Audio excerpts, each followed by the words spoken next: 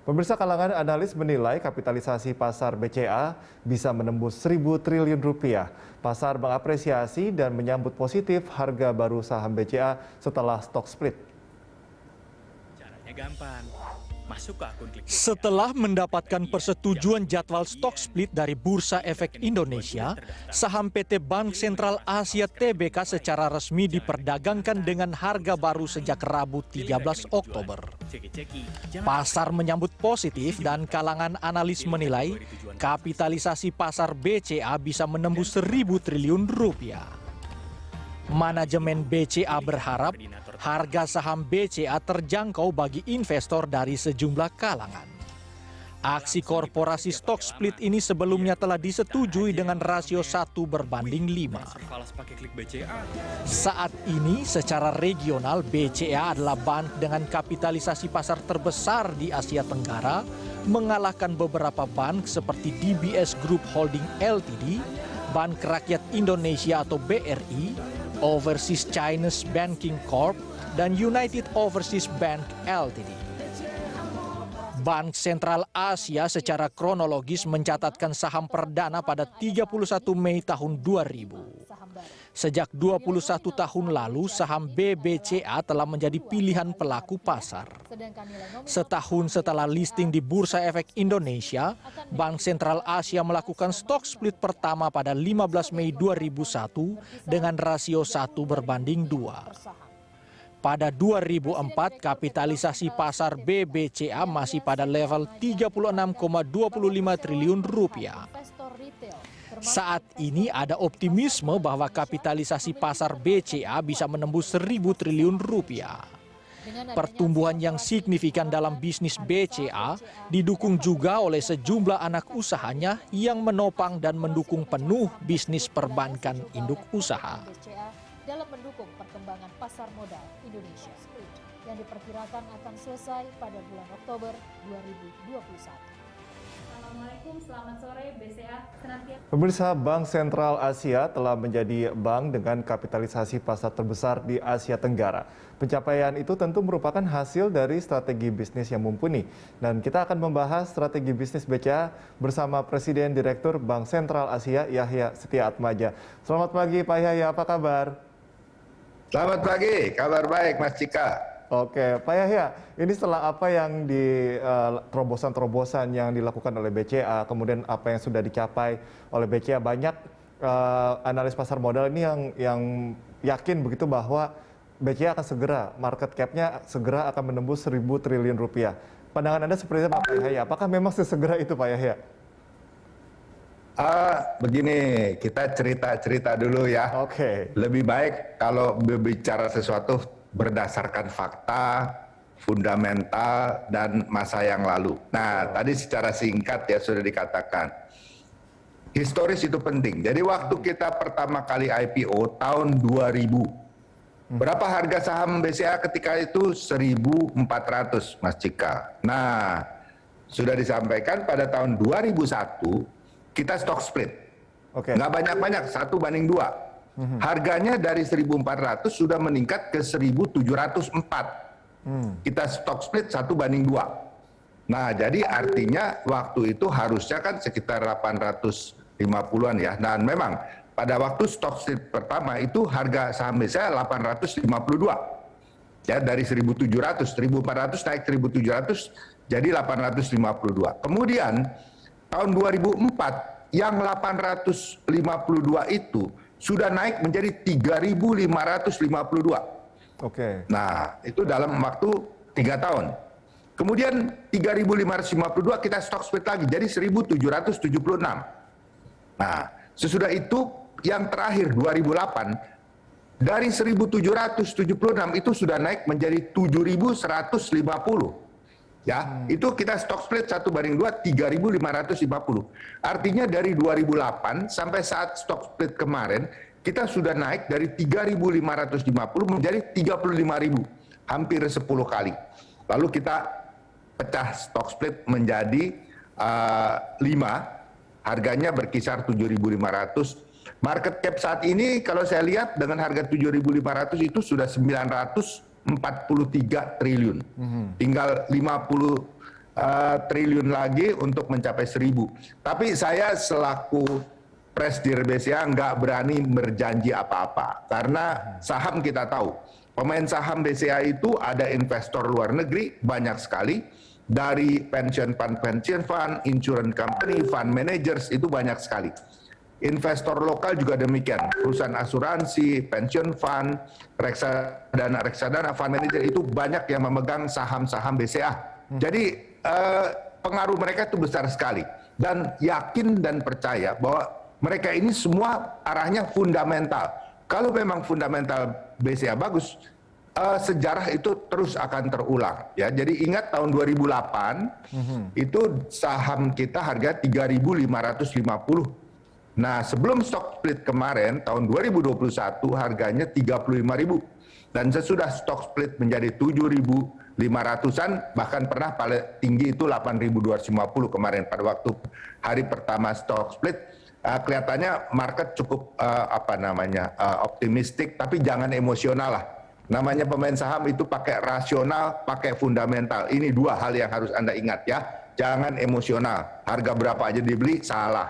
Jadi betul-betul harus melihat fundamental dari saham. Kira-kira gitu Mas Cikal. Terima kasih. Ya, tetap harus cool ya untuk menanggapi ini begitu ya, dan tetap harus cool kayak Mas Cikal itu, saya lihat orangnya cool. Jangan gerabak gerubuk bahasa kita. Yes, gitu. Nah, ini kan yang penting nanam saham itu jangka panjang. Ya, kita harus tahu kalau saham-saham yang big market cap, yang fundamentalnya bagus. Nah, kalau kita lihat ekonomi Indonesia yang paling penting kita lihat ke depan ini akan bertambah bagus. Jadi prospek ke depan harus yakin, menanam jangka panjang. Jangan mau come and go, profit sesaat gitu ya. Kita tanam untuk jangka panjang. Itu Mas Cikal. Oke, Pak Yahya, ini kan market cap BCA menjadi yang terbesar di Asia Tenggara. Bahkan kita tahu ada DBS Singapura misalnya yang juga keok juga nih sama BCA di regional di Asia Tenggara.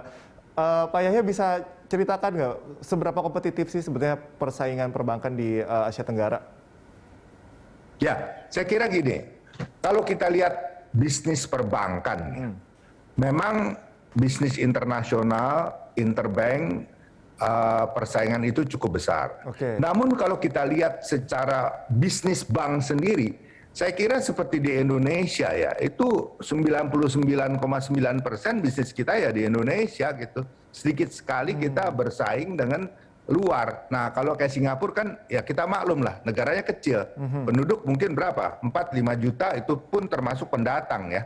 Nah, dengan size yang sekecil itu GDP kita Singapura juga jauh dengan Indonesia saya kira ya. Ya memang mereka mau tidak mau, mereka harus masuk ke India, masuk ke Thailand, masuk juga ke Indonesia. Nah, jadi mereka itu sudah merambah regional. Tapi kita bersyukur, terima kasih kepada para nasabah yang terus percaya ke BCA. Meskipun bisnis regional, bisnis di Indonesia saja, kita tuan rumah di rumah sendiri, Mas. Jadi saya nggak ada sekarang ini, nggak ada cabang di luar negeri, ada rep office di Hong Kong dan Singapura. Itu pun hanya rep office ya. Lain itu betul-betul lokal. Ternyata kita bisa mengalahkan juga size daripada pemain regional. Nah, ini suatu kebanggaan saya kira ya. Di mana terakhir saya lihat kemarin kita punya market cap sudah 65 billion US dollar kira-kira ya, sekitar itu 63-65 lah ya. DBS mungkin sekitar 54-57 lah, sekitar billion dollar ya. Nah, kalau udah billion dollar kan kalau ala-ala unicorn kita udah 6 dekakon loh. Ya, jadi kita udah 6 dekakon ya. Jadi unicorn itu kan kalau 1 billion, kalau dekakon itu 10 billion dollar kalau fintech. Nah, kita udah 60 lebih kan berarti udah 6 dekakon. Kalau dihitung ala-ala seperti fintech gitu loh. Gitu kira-kira Mas. Jadi persaingannya itu bukan persaingan bisnis. Kita konsentrate di Indonesia tok gitu. Jadi nggak ada sama sekali kita bersaing di India, di Thailand, di Singapura gitu, di Malaysia gitu ya. Sedangkan pemain regional lain seperti Bank CIMB, kalau kita lihat di Southeast Asia ya DBS, mungkin kalau UOB juga saya dengar mungkin dia lebih konsentrasi di Singapura ya. Tapi kalau DBS udah merambah kemana-mana saya pikir ya, bukan hanya di Singapura. Jadi size kita adalah seperti nasional melawan regional. Tapi ya kita bersyukur masih kita bisa melebihi daripada DBS. Tapi ya namanya pricing itu kan bisa naik turun. Nah, kita pernah dulu melewati DBS lalu mereka sesudah kalau nggak salah awal COVID ya mereka salib kita lagi gitu ya. Nah, sekarang kita naik lagi, tapi ya kita nggak boleh jumawa lah, eling. Orang Jawa bilang kita harus selalu eling. Yang tetap penting harus kita cool tadi ya. baik, bagus ya, melayani masyarakat kita itu yang paling penting daripada adu market cap gitu. Terima kasih Mas. Profesionalisme dan juga mentalitas sangat penting ya untuk menjaga performance. Kita masih akan membahas hal lainnya bersama Pak Yahya di segmen selanjutnya. Pemirsa tetaplah di Corporate Action. Lalu rekan Rolando Sambuaga akan menyampaikan berbagai informasi untuk Anda. Silakan Rolando. Baik, Cikal dan pemirsa, saham PT Bank Sentral Asia Tbk telah menjadi pilihan pelaku pasar sejak tahun 2000. Hal ini tentu saja didukung oleh berbagai pencapaian BCA. Kita simak bersama datanya. Ya, PT Bank Sentral Asia Tbk dengan kode emiten BBCA melakukan pencatatan perdana di Bursa Efek Indonesia waktu itu pada 31 Mei tahun 2000, betul 21 tahun yang lalu, di papan utama dengan bidang usaha jasa perbankan, sektor keuangan, subsektor bank. Selanjutnya kita lihat bersama ada siapa saja pemegang saham dari BBCA. Kita lihat dengan warna orange. Di monitor ini 54,94% atau senilai 13,54 miliar ini dipegang oleh PT Dwi Muria Investama Andalan dan sisanya sebesar 45,06% atau senilai 11,1 miliar oleh masyarakat. Dan berikutnya pemirsa kami informasikan ke Anda tentang total aset yang dimiliki oleh sejumlah aset yang dimiliki oleh BCA per 30 Juni 2021. Kita lihat total aset senilai 1.129 triliun rupiah dengan total kredit 596 triliun rupiah, laba bersih 14,5 triliun rupiah dengan 1.242 unit kantor cabang dan 17.721 unit mesin ATM dengan rekening nasabah sebanyak 26 juta. Ya, demikian yang bisa saya sampaikan. Kembali ke Anda, Cikal. Baik, terima kasih Rolando atas informasi yang Anda hadirkan. Kita lanjutkan perbincangan pemirsa bersama dengan Presiden Direktur Bank BCA, Yahya Setiatmaja. Pak Yahya, tadi sudah kita simak data-data dari rekan Rolando. Langsung saja saya ingin to the point, saya tanyakan dari kondisi yang seperti itu, apa rencana aksi korporasi BCA tahun ini, Pak Yahya? Kalau tahun ini kan kita udah di penghujung tahun ya. Saya pikir nggak ada rencana sesuatu aksi korporasi lagi ya. Yang penting kita kan sudah berhasil mengambil alih 2 bank kecil yang lalu ya.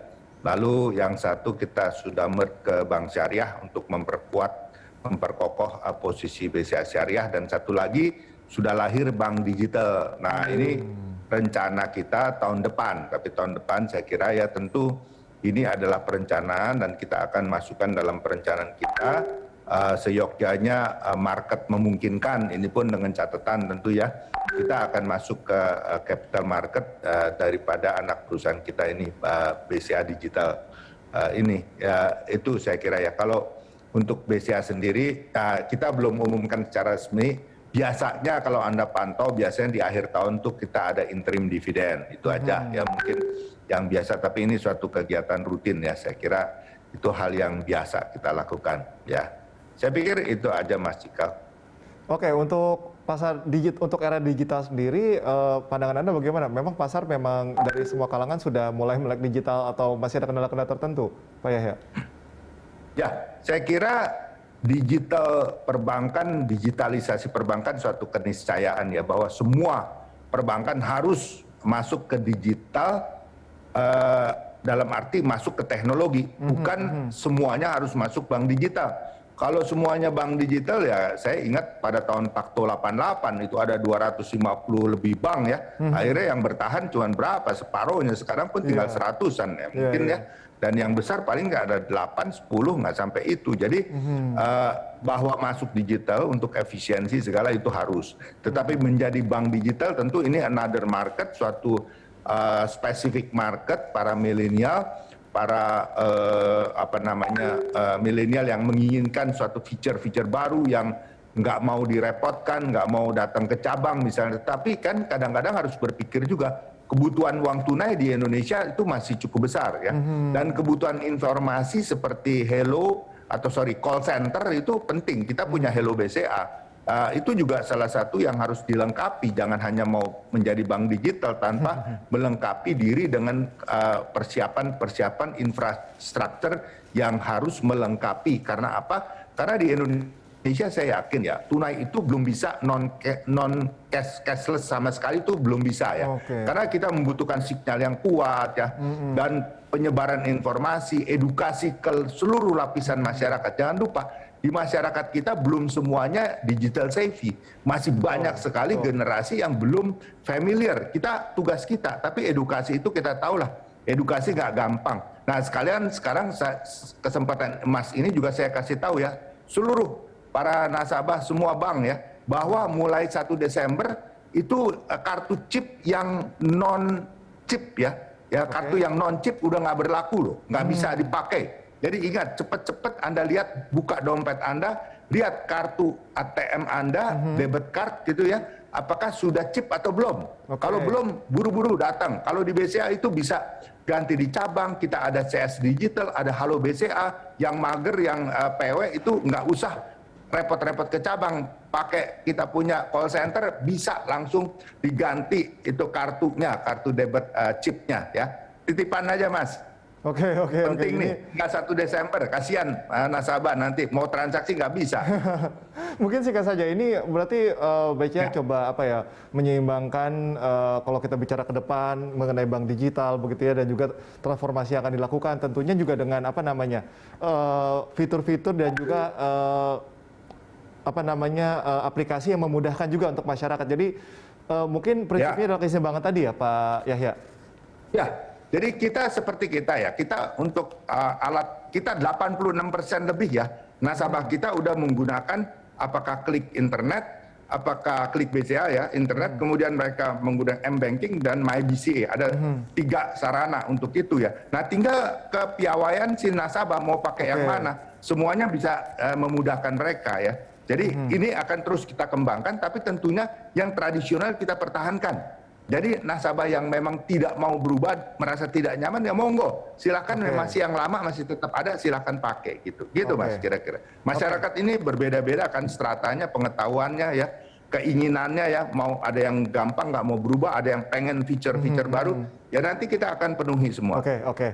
Ya, ada beberapa hal lagi bisa kita breakdown Pak Yahya, cuman kita harus jeda terlebih dahulu. Dan Dan terima kasih, nanti kita bisa lanjutkan obrolan di lain kesempatan dengan Pak Yahya. Terima kasih banyak atas informasinya, sangat mencerahkan Pak Yahya. Tetap sehat selalu dan salam sukses selalu.